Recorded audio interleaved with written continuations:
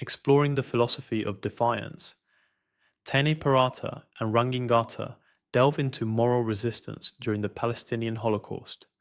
Their research examines the courage to exist amidst oppression, highlighting the resilience and ethical stances of those who stood against injustice. This study provides a profound understanding of defiance as a form of moral and existential resistance. Our research agenda provides a comprehensive overview of the structure and key areas of investigation. It includes the problem context, research gap, analytical framework, key findings, and implications. This structured approach ensures a thorough exploration of the subject, offering valuable insights and future directions for further study. The research agenda outlines the problem context and identifies gaps in current studies. The methodology section details the analytical framework and approach used. Results highlight key findings and analysis, while the discussion interprets these findings and their implications. Finally, the conclusion addresses contributions and suggests future research directions. The definitional crisis in genocide studies arises from the term's legal and moral weight, complicating its application. The Palestinian case highlights this issue, where systematic violence is documented but often denied. This creates a tension between empirical evidence and political recognition, challenging the acknowledgement of suffering without labeling it as genocide. Genocide, a term with significant legal and moral implications, faces operational instability in political discourse. The Palestinian case highlights this precariousness, where documented systematic violence remains deniable. This tension between empirical evidence and political recognition allows acknowledgement of suffering without admitting genocide, as institutional frameworks obscure Palestinian experiences, making them illegible in dominant narratives.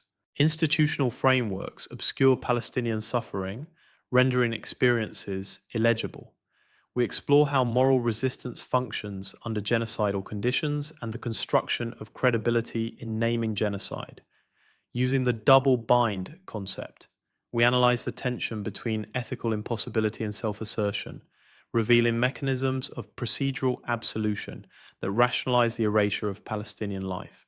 Lemkin's 1944 framework views genocide as a crime against group life foundations. Butler highlights how framing affects which lives are grievable. Garcia discusses epistemological maneuvers that exclude certain violence. Meiches introduces the double bind in human rights discourse. Institutional frameworks often exclude Palestinian experiences, framing them within conflict language rather than genocide discourse. Our methodology employs an analytical framework to scrutinize institutional discourse.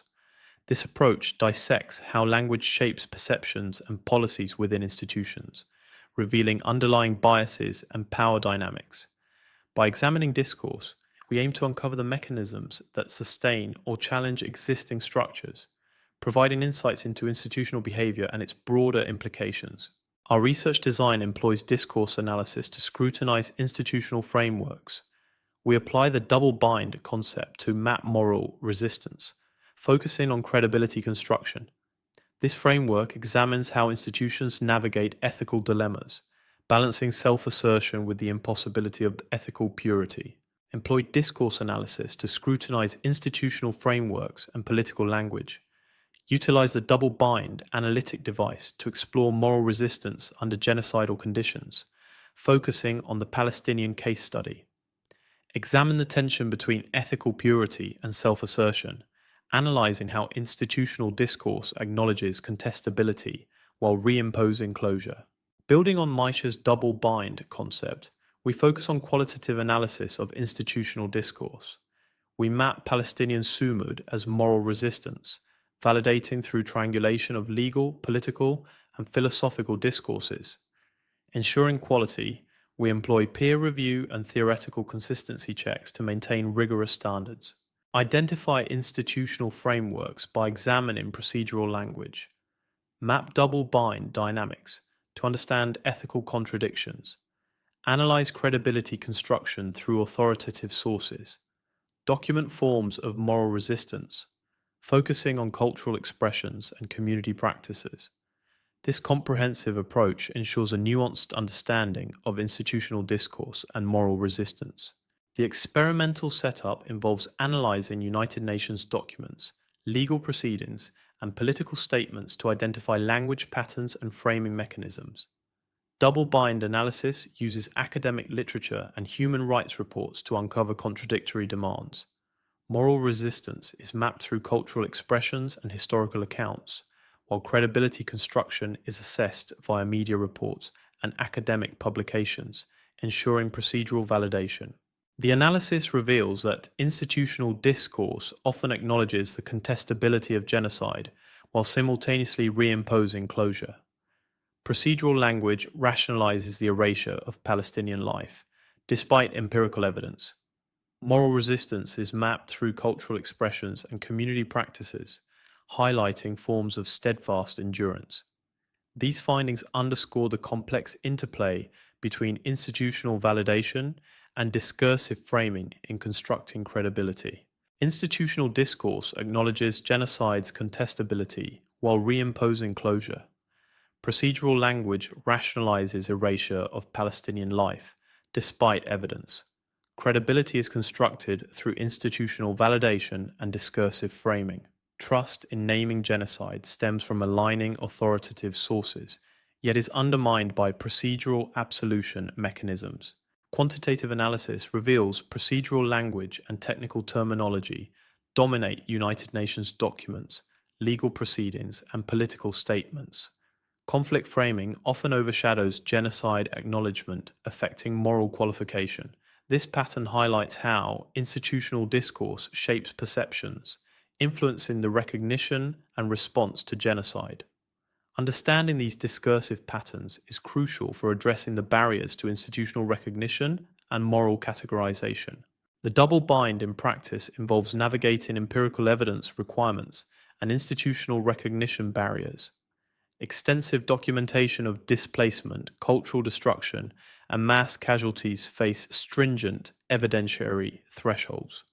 Procedural language and conflict framing dominate, while political recognition and moral categorization are often withheld, complicating acknowledgement of systematic violence and group targeting.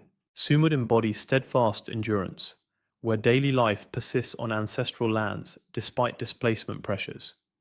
Cultural preservation is vital, maintaining language and traditions against erasure. Community solidarity forms support networks under genocidal conditions. Narrative assertion ensures the Palestinian voice and experience are heard, countering institutional silencing. Procedural absolution mechanisms obscure moral accountability by converting ethical dilemmas into bureaucratic tasks. High evidentiary thresholds hinder justice under violent conditions, while institutional delays shift focus from current to historical violence. The conflict discourse, rather than a genocide framework, perpetuates recognition delays through sequential requirements, ensuring ongoing postponement. The discussion focuses on interpreting findings and their broader implications. It examines how procedural absolution mechanisms obscure moral questions, delaying recognition of violence. This analysis highlights the tension between institutional discourse and moral resistance, emphasizing the ethical challenges faced under genocidal conditions. The findings underscore the need for a critical examination of institutional validation and discursive framing in recognizing genocide. The study employs the double bind to explore moral resistance in genocidal contexts, highlighting Palestinian sumud as ethical navigation. It reveals how institutional discourse acknowledges genocide's contestability, yet reimposes closure through technical language.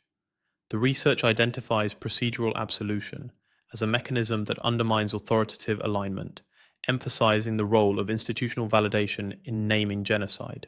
The study's focus on the Palestinian case limits generalizability, necessitating further research for broader applicability. Existing theoretical frameworks may introduce epistemological biases. The reliance on institutional discourse over quantitative data restricts statistical validation.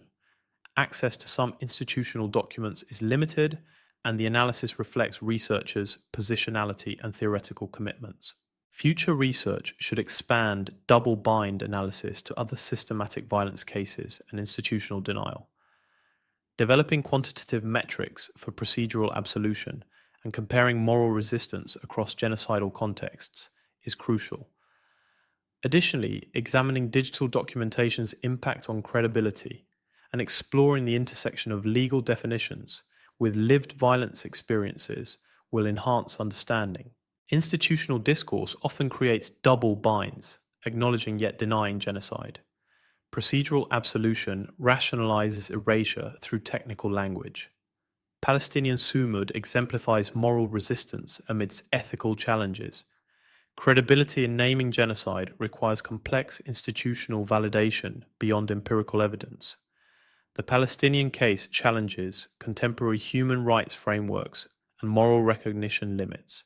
Thank you for your attention. For further inquiries, please contact tparateoceanicstudies.hju or r.tangateopolynesiansciences.av. Access the project archive at institute.edu Palestinian Resistance for more information.